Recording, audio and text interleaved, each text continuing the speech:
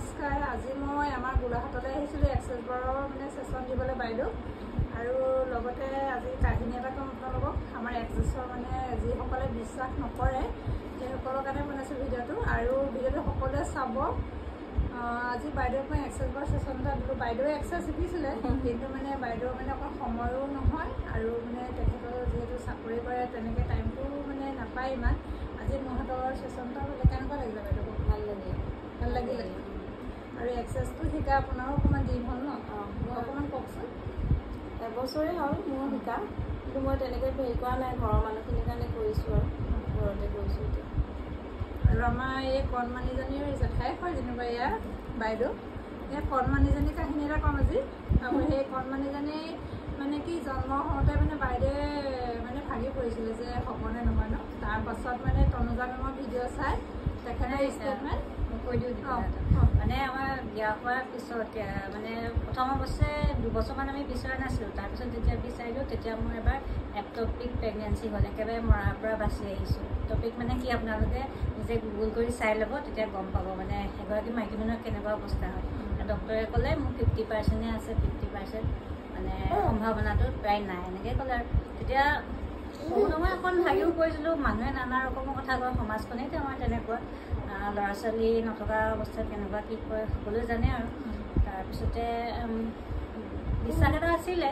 তাৰপিছতে তনুজা মেম তেনেকুৱাতে চেমিম ছিদ্দিকী আহমেদৰ ভিডিঅ' এটা, প্ৰথম ভিডিঅ' যিখিনি কৰিছিলে এক্সেছৰ ওপৰত, সেই ভিডিঅ'টো চালোঁ। তেখেতে তাত এটা কাহিনী কৈছিলে, যিটো কাহিনী শুনি মই মানে খুব বেছি প্ৰভাৱিত হৈছিলোঁ।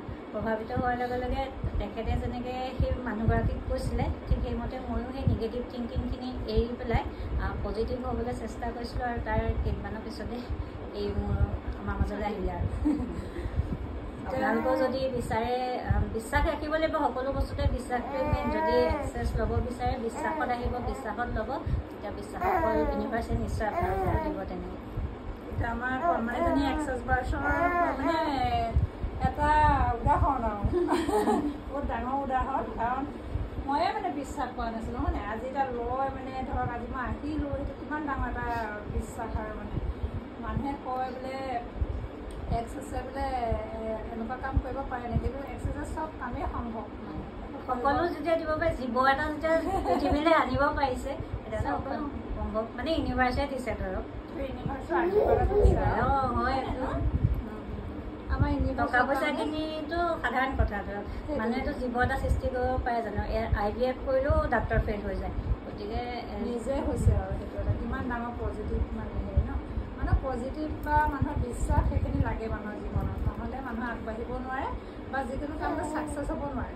এতিয়া ইমান মানুহ কিন্তু বহুত মানুহে মানে পজিটিভভাৱে লোৱাৰ কাৰণে আজি ভাল ভাল ৰিজাল্ট পাইছে ন। আজি বিশ্বাস ৰাখিব লাগিব যিকোনো বস্তুৰ ওপৰতে, মানে বিশ্বাসটোৱে মেইন মানুহৰ। আজি এতিয়া মই এই বাইদেউৰ ঘৰলৈ আহিলোঁ, বাইদেৱে মোক ফোনতহে কৈছিলে, লগ পালোঁ, ছেশ্যনো দিলোঁ। আজি এতিয়া কণমানিকো লৈ আছোঁ, মানে মোৰ নিজকে ভাল লাগিছে মানে। সেইটো মানে কিমান এটা গৌৰৱৰ কথা মানে। এক্সেছ বাৰটো সকলোৱে শিকিবও লাগে, ল'বও লাগে মানে, যিসকলে নোৱাৰে হয় নাই। সেইটো মানে এটা বহুত মানে নিজৰ এখন ঘৰখনৰ কাৰণে ভাল মানে এক্সেছ বাৰ শিকিলে, আৰু মানে পজিটিভ হৈ থাকে বা বাৰ্চানো হৈ থাকে, সেইকাৰণে বহুত বেছি ভাল। ভিডিঅ'টো সকলোৱে চাব, আকৌ চাই আছোঁ কমেণ্ট কৰিব দেই। আৰু তনুজা মেমক এইফালৰ পৰা ধন্যবাদ জনালোঁ ভিডিঅ'টোৰ যোগেদি।